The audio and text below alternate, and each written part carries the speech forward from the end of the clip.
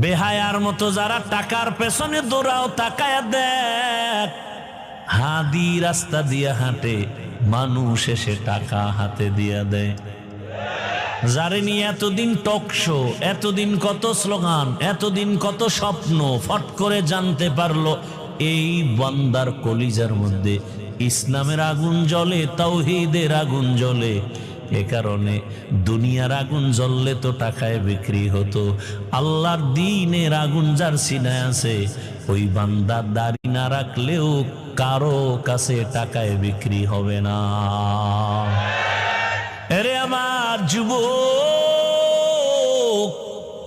পর্দার আড়ালের মা বোনেরা, বৃদ্ধ বাবাজি,